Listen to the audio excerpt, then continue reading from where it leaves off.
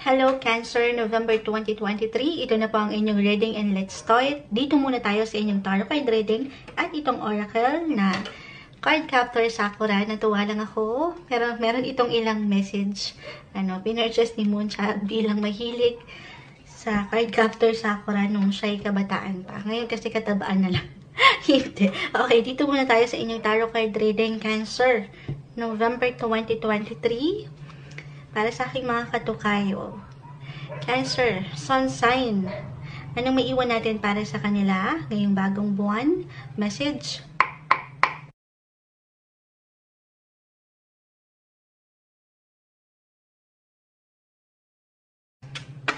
Okay, may sumasama na sa aking kamay. Okay. I guess this is enough. We'll be straightforward sa ating reading. The Star, reverse. The Ace of Pentacles, reverse. Knight of Pentacles. Ace of Swords, reverse, and the Two of Wands. Okay. Okay. So, Cancer. November 2023, bilang ito na, unang-unang bumagsak ang The Star.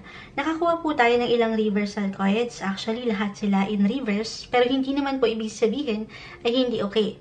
Okay? Meron lang po yung kalakip na mensahe. Pero with The Star, ito kahit baligtad-baligtarin pa man natin, the star is still the star.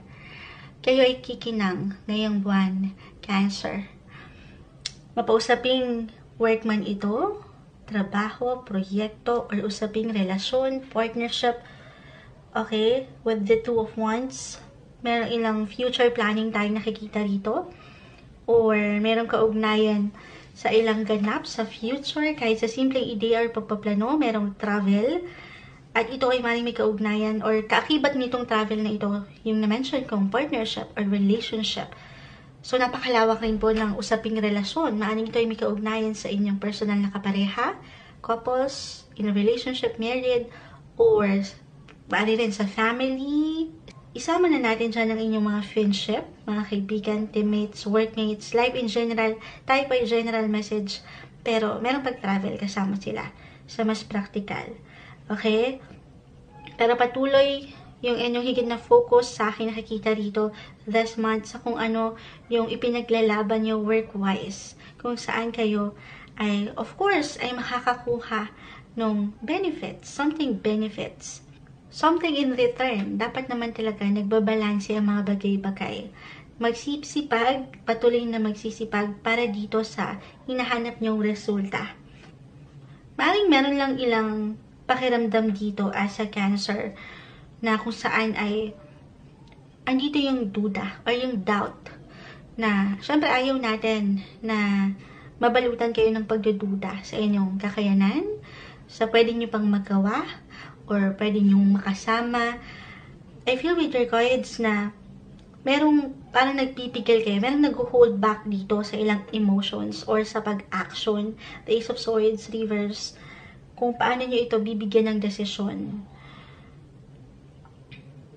Okay. Para bang ang hirap piliin or pumili sa ilang bagay. Nagwe-weigh in sa pakiramdam kung saan kayo higit na magiging syempre pa, yung benefits na na-mention ko, saan kayo higit nakikita or mas magiging masaya if this is about a relationship. Ano man ang pwedeng ma-encounter ng isang Cancer ngayong buwan, andito ang mga tala. Positive lang daw tayo na darating sa'yo, gaano man parang minsan ka-struggle ang ilan sa paghihintay, darating sa'yo yung tamang resulta na deserve mo. Okay? Or, itong pag-action na ito, if this is about your relationship, I feel na meron ditong sabi ko nga yung duda eh. Baka merong nagdududa sa inyo. Ito ay maaring, kasi timeless tayo guys, maaring naramdaman nyo na. Again, maaring sa kapareha ito or ilang taong malapit sa iyong puso kayo ng kaibigan. For someone, I feel na merong closure or merong pag-uusap, pag-action, parang ang hirap bigyan ng desisyon ng mga bagay-bagay. Parang gusto niyo itong matapos na para magkaroon na kayo ng magandang closure. Yun nga, yung pagtatapos. If this is about love, sabi ko, or friendship, your relationship sa family, meron kayong tatapusin, iiwas na kayo sa ilang stress. Sa inyong sarili-sariling paraan, guys. Okay? Emotionally, as a Cancer, very intuitive din kayo. Baka, for some kasi maring extra sensitive yung feelings ngayon sa ilang bagay-bagay na gusto niya na lang tapusin ang sitwasyon na ito. Sa realidad, magkakaiba pa rin tayo ng posisyon, guys, Pero for some of you, kung nawalan kayo ng opportunity na isara yung one chapter sa inyong buhay na hindi masyadong okay, na medyo naging negative ang ilan, na hindi kayo napanghawakan or napanindigan, or ang ilan ay sumama ang loob at hindi kayo nabigyan ng pag-aksyon, kasi reversal tayo. Maaaring yung ilang messages ay mag-reflect sa'yo or sa ilang tao sa iyong paligid. Then this time, this month, November 2023, magkakaroon ng reconnection, connection, or even reconciliation, may pag-aayos. I-claim na natin na mayroong peace of mind na mabubuo dito. Na pwede niyong ma-experience this month. Mabibigyan na kayo ng opportunity para itama or ikalma ang inyong mga damdamin. Na-mention ko nga, kanina ko bang sign yan? Kasi may ilang una na tayong signs na yung bittersweet na salita. Parang meron ditong lalim pa ng connection. Kung ito lamang po ay inyong pahihintulutan, okay? Kasi magkakaiba pa rin. Kahit pare-pareho tayo ng signs, depende pa rin sa kinakaharap nyong situation ngayon. At iba-iba naman tayo ng paraan kung paano natin pinapahilom ang ilang bagay. Okay? Especially pagdating sa relasyon. Pero Knight and Ace of Pentacles, patuloy na makikibaka sa buhay paggawa. If this is about your career, huwag lang kayong magduda, okay? Sa inyong makakayanan pa. Dahil meron pang laban. Meron pa kayong maipapakita. Panatilihin yung confident sa inyong mga sarili, Cancer. Kasi yun yung maaring, minsan nagiging hindrance or blockage para doon sa tagumpay na gusto nyong makita. This is not the best month para maging stuck kayo, yung feeling stuck or mabored kayo sa isang sitwasyon. Kasi kung magtutuloy kayo, mapanghawakan, balance is the key. Hindi imposible yung nakikita nating magandang posisyon or sitwasyon. Iwasan lang yung pagiging perfectionist for some of you or ma-pride if this is about your relationship. Wala namang perfect. Minsan kasi umaangat sa atin. Yan, bilang Cancer din ang moon child. So, basta ngayon may may pa fireworks si Mayor. Naririnig niya ba, guys? Pero, lang din, alalayan natin yung ating emotions. Kasi yung pagiging perfectionist, maaaring umangat yan for some of you this month na hindi natin makita yung kabuuan ng istorya. Kasi nga, magiging close-minded din tayo na, ay hindi yan yung gusto ko. Hindi ganito yung tama, hindi ito yung deserve ko. Well, okay lang naman yan. Siyempre, alam mo dapat ang iyong deserve, Cancer. Pero, sana, sa na maging realistic tayo. Na lahat naman tayo ay tao lang. Lahat tayo ay nagkakamali. Gayun din ang ibigay mo sa iyong sarili. Kumbaga, kung sa'yo ito higit na mag-apply, Cancer ngayong buwan, yung opportunity, minsan nare-reject tayo, or nakakaramdam tayo ng, parang hindi tayo na-appreciate or nabibigyan ng something in return. It's okay, Cancer. Hindi naman yan nag-iiwan ng definition sa iyong buhay or sa iyong pagkatao. Sumasang-ayon ang ilang ingay. Huwag niyong pagdudahan kasi parang meron dito nag-hold back sa ilang sitwasyon or sa ilang pakiramdam na hindi kayo makausad. Parang, or kahit, sa mas practical, minsan, feeling natin hindi tayo umuusad sa daming plano. Sabi ko nga, sa ilang future planning or ilang nakikita niyong kayo in the future na pakiramdam niyo, stuck kayo.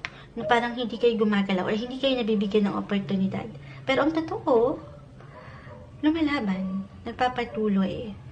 Huwag mong isipin na hindi ka gumagalaw, Cancer, na walang nararating itong patuloy mong paghihirap at pagsusumikap dahil meron pang ilang bago actually na naghihintay para sa inyo. Labanan yung ilang negativity kahit sa simpleng pakiramdam lamang ito. Kuha tayo ng pinaka-final words para sa inyo, Cancer, this month, November 2023. Ano maiwan natin para sa kanila? Ayan. Okay, dalawa to. The windy. The storm.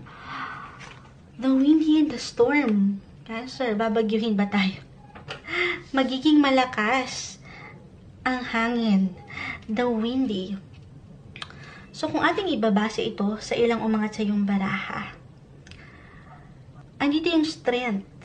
Mas madidetermine nyo yung lakas ng kapit nyo sa relasyon na ito or sa sitwasyon na ito. Or maybe isang message na kahit anumang storm, anumang bagyo or ulan ito, or lakas ng wind, the windy, ang inyong kaharapin or ma-encounter ngayong buwan, patuloy naman lalaban, patuloy na